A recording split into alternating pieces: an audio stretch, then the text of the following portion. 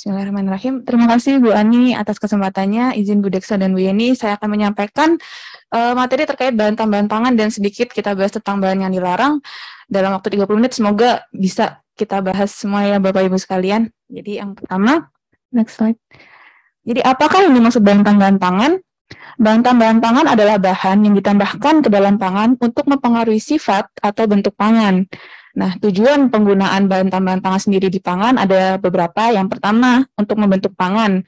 Misal, golongan pembentuk gel asam alginat ditambahkan ke pangan untuk yaitu membentuk gel. Kemudian, memberikan warna. Misal, penggunaan BTP pewarna karmin untuk memberikan warna merah atau merah muda pada produk susu mungkin ya.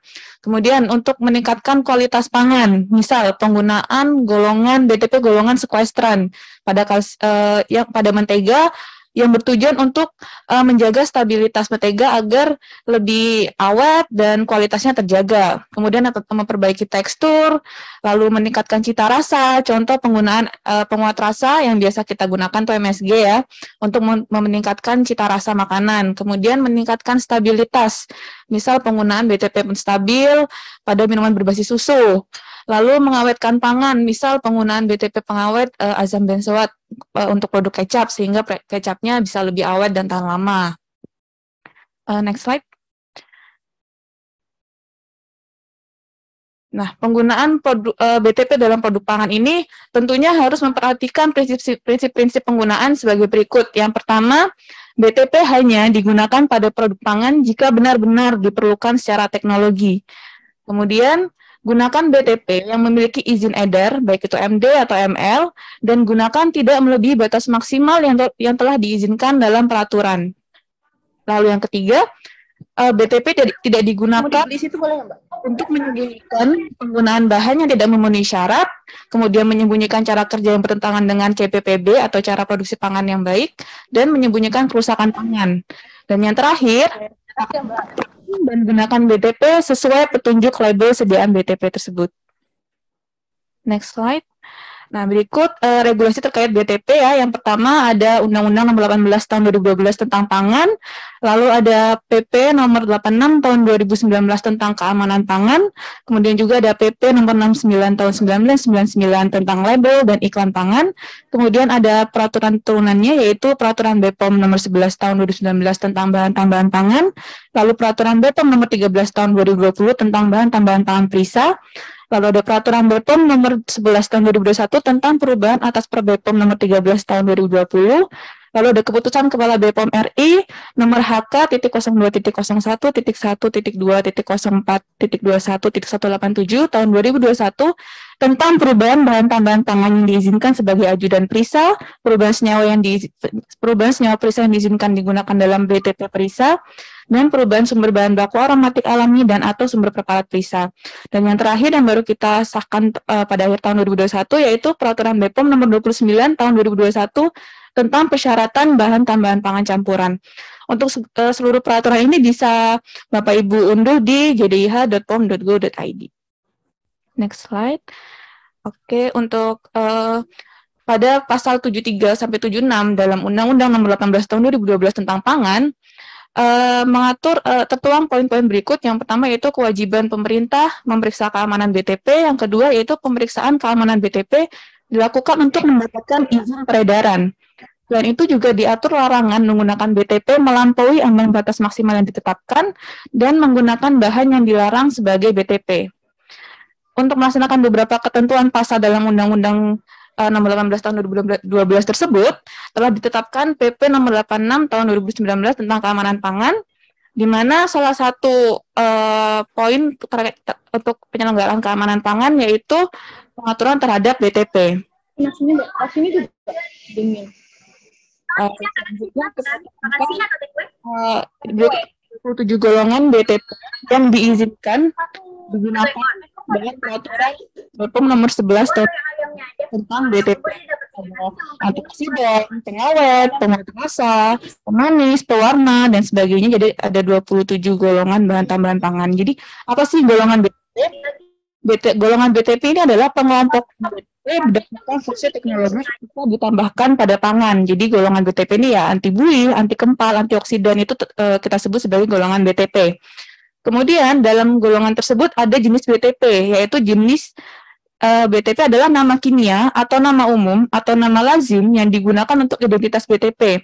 Misal untuk golongan BTP pengawet ya, kita ada beberapa jenis BTP yang sudah diatur, contohnya asam sorbat dan garamnya, asam benzoat dan garamnya, dan jenis-jenis lainnya seperti yang tertuang di lampiran 1 per BPOM 11 tahun 2019.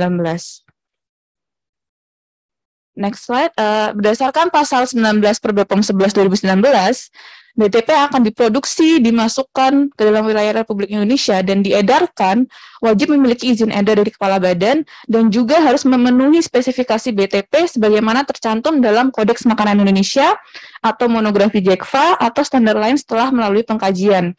Nah, berikut ini merupakan contoh spesifikasi BTP yang bisa dilihat di Kodeks Makanan Indonesia tahun 2018, yaitu contohnya di sini ada glucosida stevia ya. Jadi di dalam spesifikasi BTP ini tertuang definisi, kemudian pemerian, kelarutan, kemudian penggunaan BTP tersebut untuk apa? Misal glucosida stevia sebagai pemanis gitu ya. Kemudian ada identifikasinya, kemurniannya, dan penetapan kadar BTP tersebut. Next slide. Untuk batas maksimal penggunaan BTP kita bagi menjadi dua ya. Ada batas maksimal numerik. Masuk gang kecil enggak? Ya. Yang pertama untuk batas maksimal numerik adalah konsentrasi maksimal BTP yang diizinkan terdapat pada pangan dalam satuan yang ditetapkan. Contohnya yaitu batas maksimal BTP pengawet natrium sorbat pada produk ikan yaitu kategori pangan 9.2.2, di mana diizinkan penggunaan natrium sorbat itu maksimal 1000 mg per kilogram sebagai asam sorbat. Kemudian untuk batas maksimal CPPB atau cara produksi pangan yang baik adalah konsentrasi BTP secukupnya yang digunakan dalam pangan untuk menghasilkan efek teknologi yang diinginkan. Contohnya batas maksimal BTP penguat rasa, asaminosinat, dan MSG pada produk kerupuk ikan kategori pangan 15.3 itu. Nggak dengar deh. Next slide.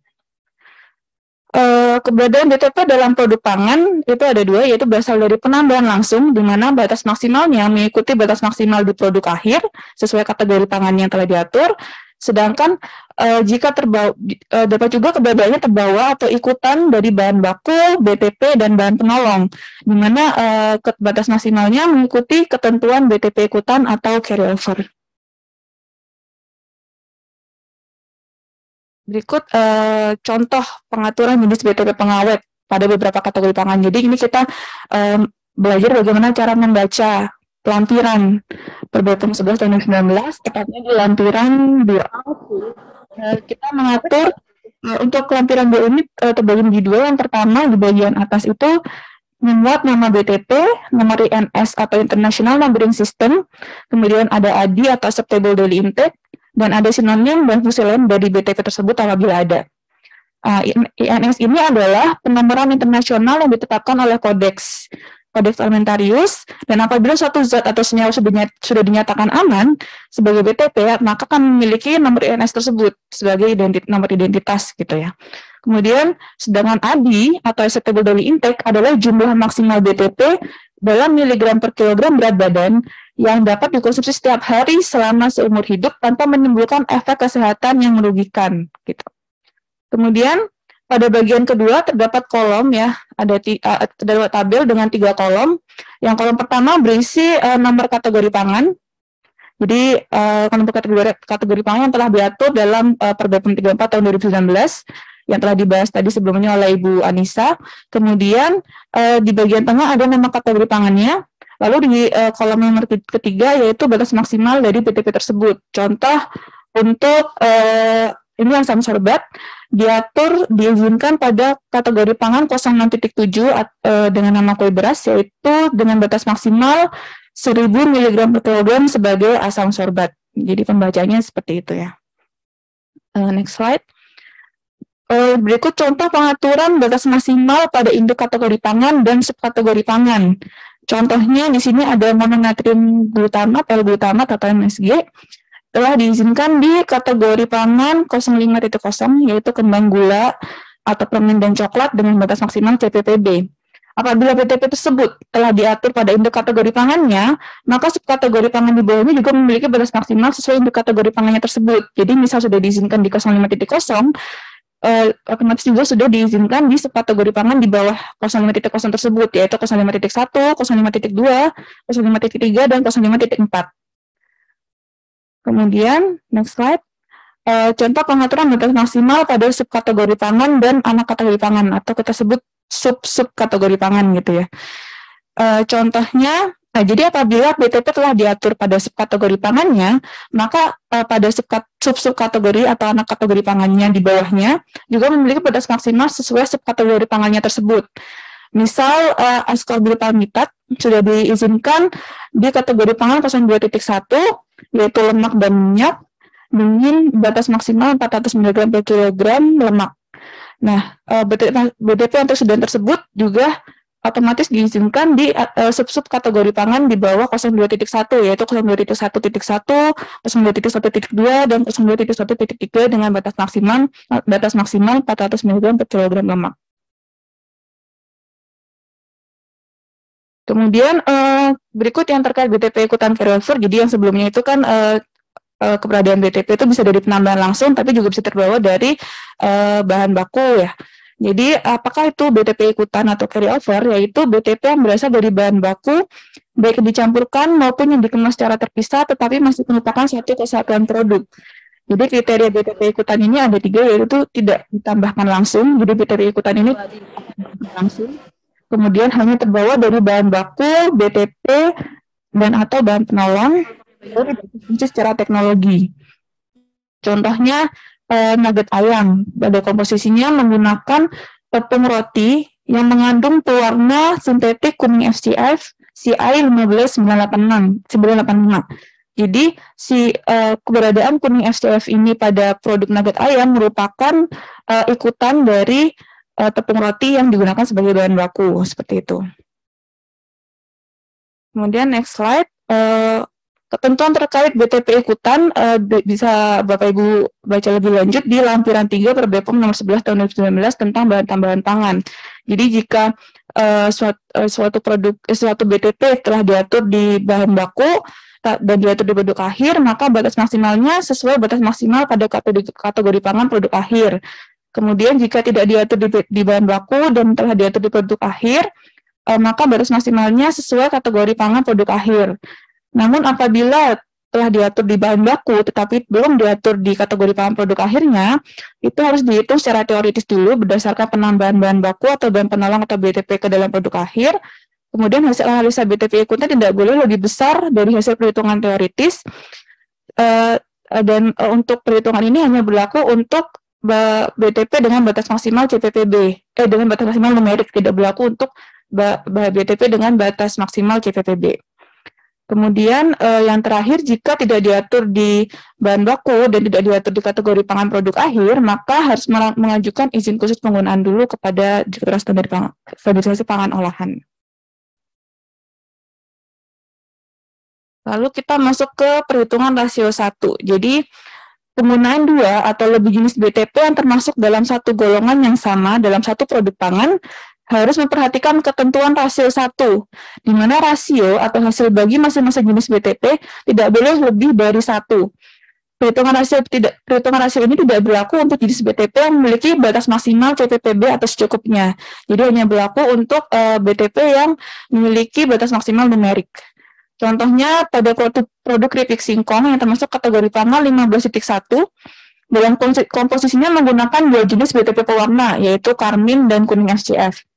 Berdasarkan peraturan, batas maksimal karmin pada kategori pangan 15.1 adalah 200 mg per kilogram, dan batas maksimal kuning FCF yaitu 100 mg per kilogram. Jika jumlah penggunaan karmin pada keripik tersebut kita tambahkan X ya, dan penggunaan karmin pada produk tersebut kita tambahkan Y, maka untuk perhitungan rasio satunya yaitu X per 200 ditambah Y per 100 tidak boleh lebih dari sama dengan 1. Kemudian untuk penimbangan atau penakaran BTP harus menggunakan timbangan analitik. Namun apabila UMKM belum mempunyai timbangan analitik, bisa menakar menggunakan sendok takar, yaitu untuk sendok takar ini yang kita khusus gunakan untuk BTP pengawet atau pewarna. Nah, next slide, sendok takar ini sudah disesuaikan diameter dan tingginya, sehingga apabila digunakan untuk menakar BTP pengawet atau pewarna secara peres, atau penuh sekali hingga rata dengan tepi atau bibirnya, maka sama dengan takaran 1,25 gram atau 1.250 mg BTP.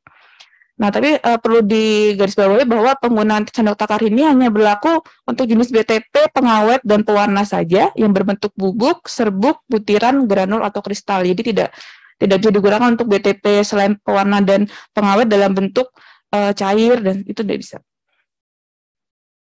Berikut contoh perhitungan penggunaan sendok takar untuk perhitungan BTP.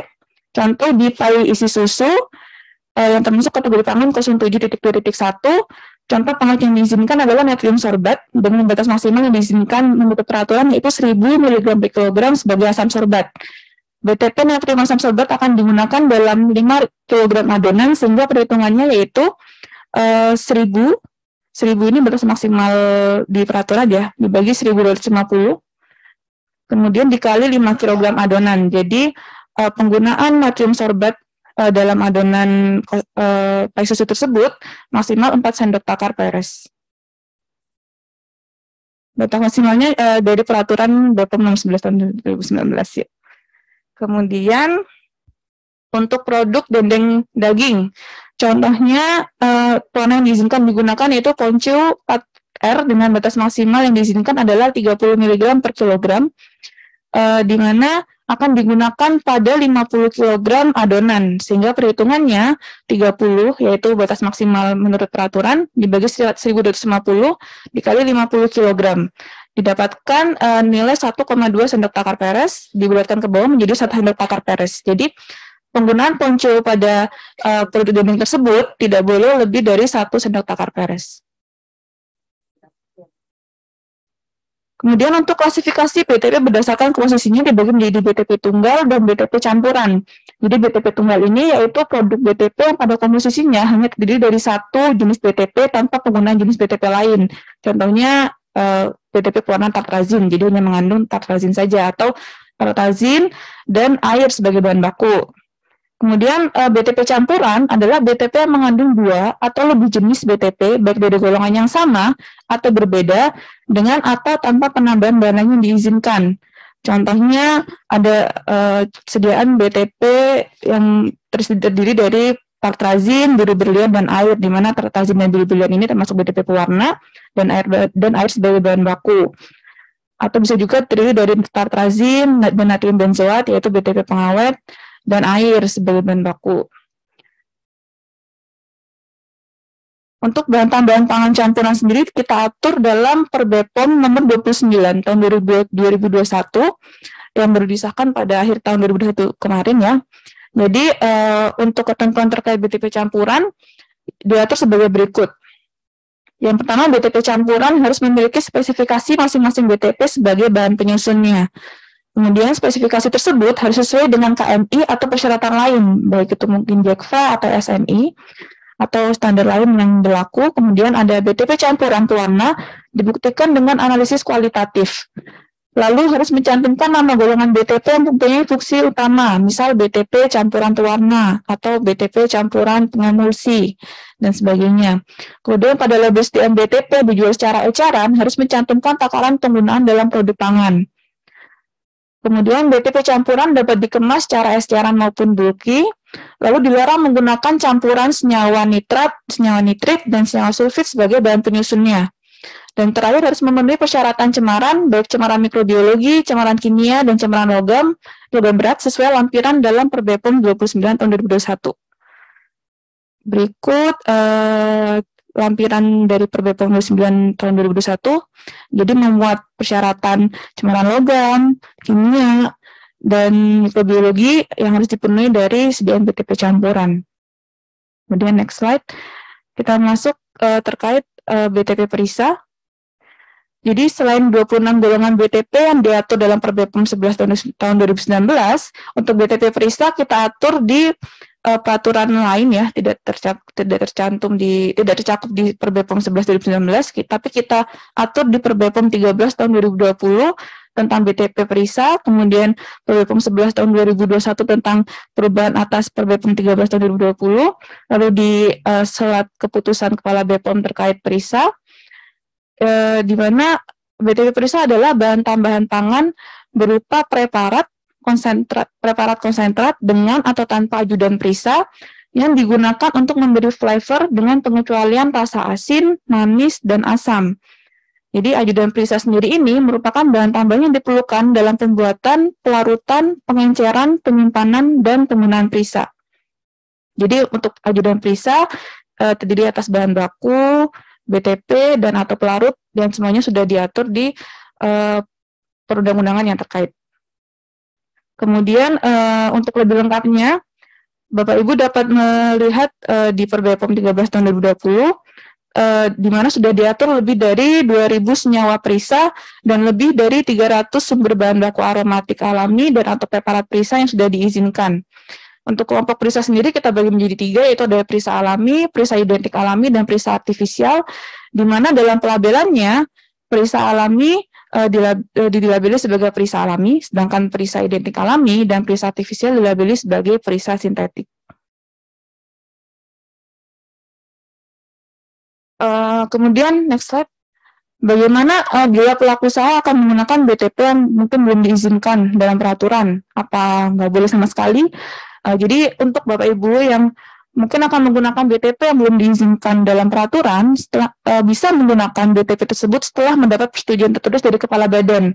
Nah, untuk mendapatkan persetujuan tersebut, pemohon harus mengajukan permohonan kepada Kepala Badan disertai kelengkapan data sesuai formulir sebagaimana tercantum dalam lampiran 7 Perbepom 11 tahun 2019. Dan saat ini seluruh pengajuan izin khusus penggunaan BTP, baik itu BTP sudah diatur di Perbepom 11 2019 untuk luasan kategori pangan maupun BTP-BTP baru, semua diajukan melalui aplikasi standarpangan.pom.go.id.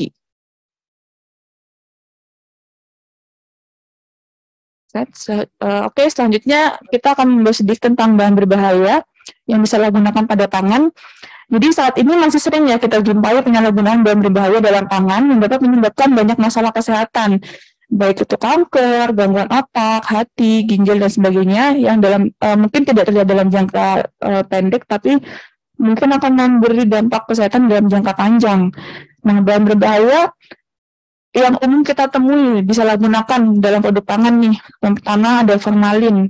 Jadi formalin adalah cairan berbau menyengat yang bisa digunakan sebagai pengelet mayat. Jadi untuk formalin ini biasa kita temui penyalahgunaannya di produk-produk seperti mie basah, tahu, ikan. Nah, dengan ciri-ciri produk itu biasanya berbau menyengat, berbau khas formalin ya.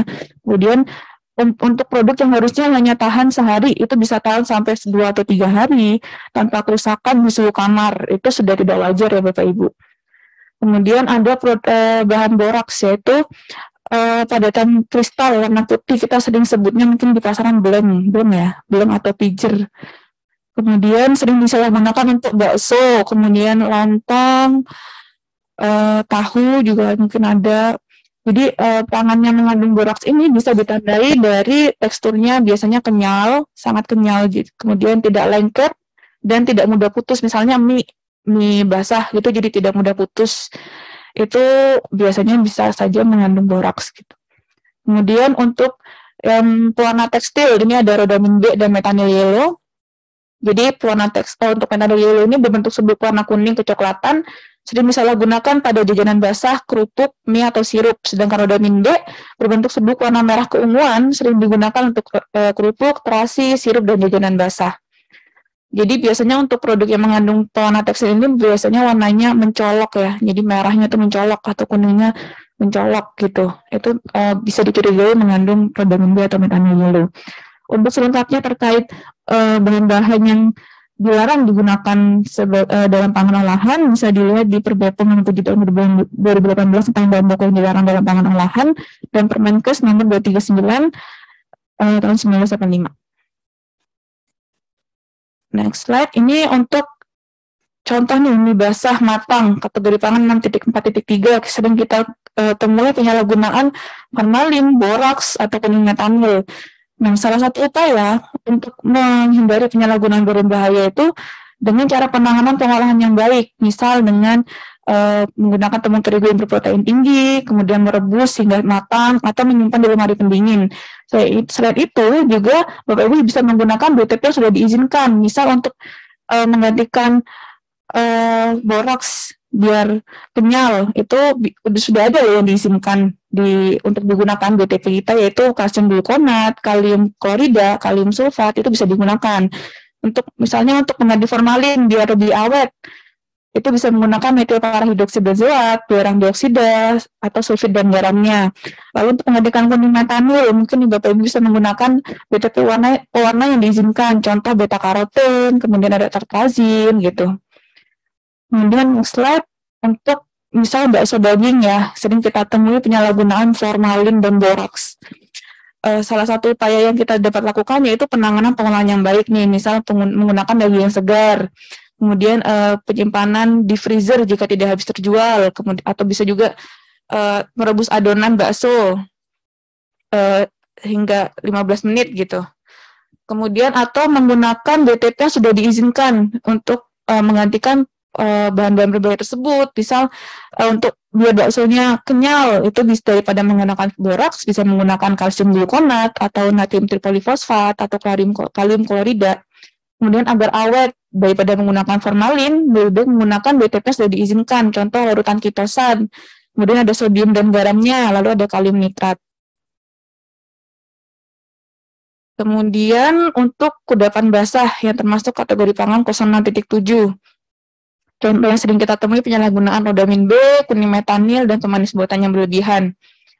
Jadi daripada menggunakan pewarna-pewarna tersebut ya yang berbahaya, tentunya bisa menggunakan pewarna-pewarna yang sudah diizinkan di Perbepom 11/2019 nih, contohnya tartrazin, kemudian ada merah alura, coklat HT, dan pewarna-pewarna lain yang banyak sudah jenisnya diizinkan.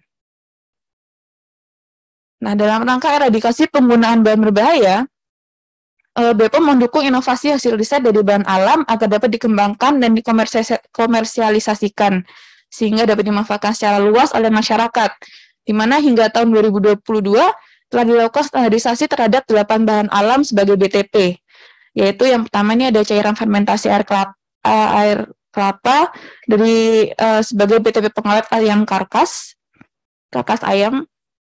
Kemudian ini yang diteliti oleh peneliti dari Balitbang Pasca Panen Pertanian. Kemudian ada formula tangkis sebagai BTP pengawet nira kelapa, di mana sudah memiliki izin edar juga ya Bapak Ibu sekalian. Jadi yang diteliti oleh peneliti dari Universitas Jenderal Sudirman. Kemudian ada larutan ketosan, ini juga sudah memiliki izin edar untuk mengawetkan mie basah, tahu segar, dan bakso daging. Kemudian ada cairan fermentasi garam, kesemek, bayam, dan selada air. Ini juga sudah memiliki izin edar untuk menguatkan ikan segar. Kemudian next slide, ada fermentasi buah pisang atau mereknya Palata ini sudah memiliki izin edar juga. Ini bisa untuk mengawetkan tahu segar. Kemudian ada bubuk biji atung. Ini juga berfungsi untuk mengawetkan ikan segar. Lalu ada ekstrak daun pandan yang sudah disetujui untuk pewarna alami untuk seluruh jenis pangan, kecuali pangan olahan keperluan gizi khusus, di mana harus melalui kajian terlebih dahulu. Kemudian ada ekstrak gambir, yaitu untuk mengawetkan tahu dan bakso daging. Begitu. Untuk memudahkan pelaku usaha, kemudian pengawas dalam memahami dan menggunakan BTP, saat ini telah hadir aplikasi Ayo Cek BTP yang dapat diakses oleh masyarakat melalui subsite standarpangan.com.go.id atau bisa juga di-download di Play Store bagi pengguna Android. Jadi di aplikasi ini pelaku usaha bisa melakukan pencarian batas maksimum penggunaan BTP berdasarkan jenis, golongan, kategori pangan, kemudian jenis pangannya. Selain itu juga terdapat fitur lain seperti kamus istilah, perhitungan rasio 1, kemudian ada database pengkajian gizi khusus yang sudah disetujui oleh kami, kemudian ada fitur sendok nakar.